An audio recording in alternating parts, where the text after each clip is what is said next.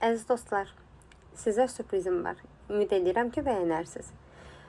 İlk öncə sizi dostluğunuzun 30, məzuniyyətinizin isə 20 illik münasibətindən təbrik edirəm. Nə gözəl ki, belə möhkəm dostluğa imza atmışsınız. Həmişə birlikdə mehriban olun. Geyimimiz, hüququmuz biridir. Şagirdidir hamımızın adıda. Elə bil ki boyumuzda eynidir. Aman Allah nə xoşbəxtlik biz onda. Bir müəllim töhmətiydi dərdimiz. Bir töhmətdən için yanardı. Hələ onda bilmirdik ki bunu biz. Bir gün necə həsrət ilə anarıq. Dünya hələ bizim üçün nağıldı. Min arzula alışırdıq, yanırdıq. Özümüzü biz hamıdan ağır, özümüzü nə bəxtəvər sanırdıq. Məktəb illəri ömrümün ən şirin duyğulu qayğısız günləri. Hər anı bir ömrə bərabər seyirli günləri. Ən təmiz arzulu günləri. Məktəb illəri ömrümün ən şirin duyğulu qayğısız günləri. Hər anı bir ömrə bərabər seyirli günləri. Ən təmiz arzulu günləri.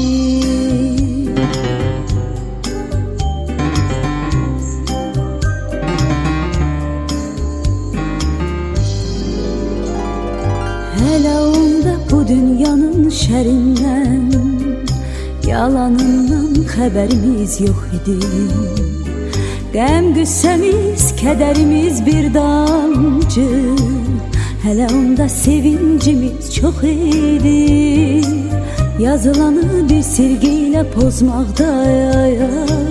Bizim üçün nə asandı, nə asan. Xəbərsizdik ömrümüzə biz hələ. Taley yazan pozulmayan yazıdan. Dünya hələ bizim üçün nağıldı. Min arzula alışırdıq, yanırdıq. Əziz dostlar, söz verdiyim kimi videonun davamı gəldi. Bu səfərki sürprizimdə bəzi dəyişikliklər var, yeniliklər var. Ümid edirəm ki, bəyənərsiniz. Dostlarsız bircə an olmayıram şən. Necə viran olur bülbülsüz çəmən. Onları görəndə məst oluram mən. Köy meyxanədir köhnə dostlarım. Onları görəndə məst oluram mən. Köy meyxanədir köhnə dostlarım. Dost gərək haqq yola səsləyərsən. Mənim dostlarımdan belədir yəni.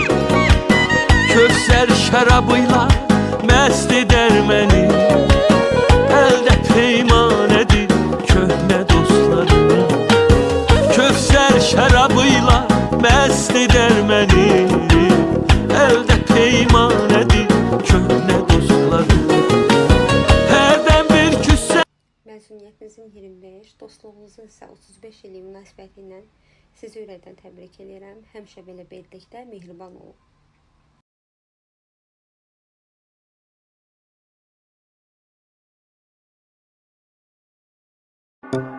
Is there? And if you hear this and then go and bend your back, go and bend your knees, baby, shake it to the max. Will the DJ please turn up the bass to the max? Please just rewind, let me shake it to the max.